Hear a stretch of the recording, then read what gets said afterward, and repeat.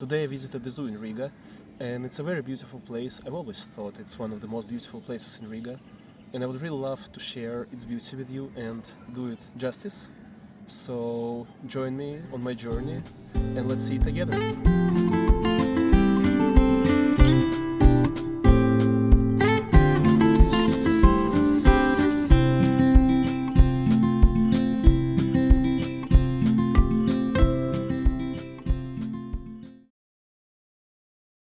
Riga Zoo is a quiet nature reserve located just 20 minutes from the city center.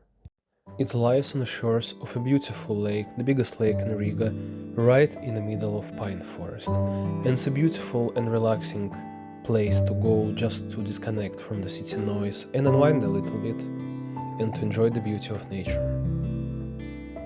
I always loved coming here just for a walk in nature, and the fact that you can also see animals is just an added pleasant bonus for it. Many animal enclosures are well integrated with the forest, so it looks like a normal Latvian forest, just with tigers, which is pretty awesome.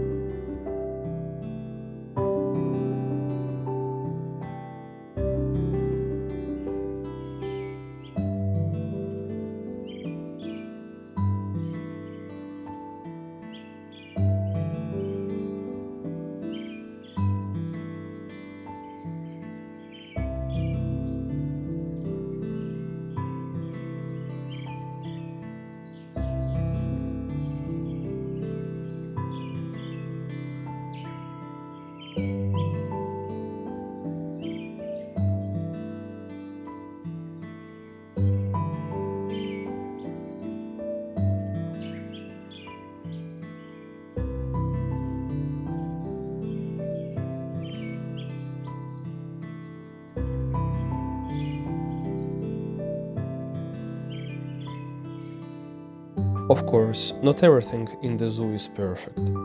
Some animals still live in conditions that look pretty cramped and sad for me to look at.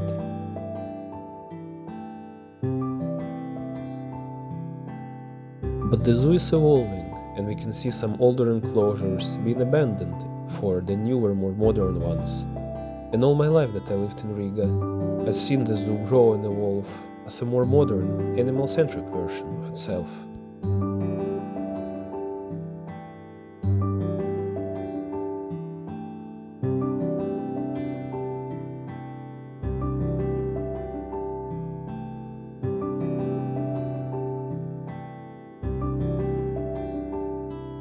Zoos are under a lot of scrutiny lately, and rightfully so. Animals deserve to live in freedom, but we also really need to think about its value for promoting the environmental cause.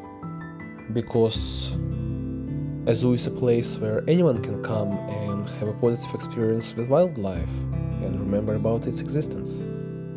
To me, ideally, a zoo should be something between a temple of nature, where you come and admire the beauty and magnificence of nature in its glory, and an embassy of wildlife, where representatives of species that are still out there in the wild are there for us to listen to them and understand them better, and ultimately for us to find ways to be better neighbors and to get along better on our planet.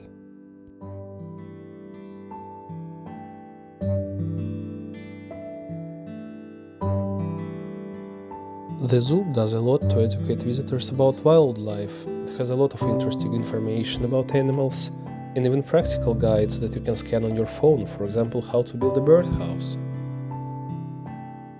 And as for the progress that the zoo has made over the last century, it boasts an exhibition of old cages that were used a century ago.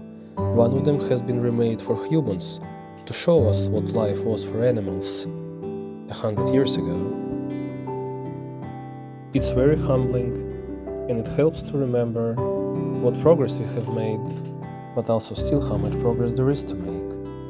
And I personally hope that the zoos in 100 years will be as different as zoos were 100 years ago.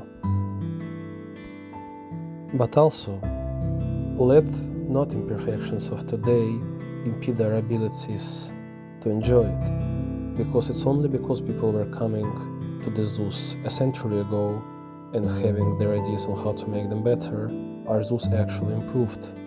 So let's enjoy nature the way we can and not stop thinking about how we can make it even better.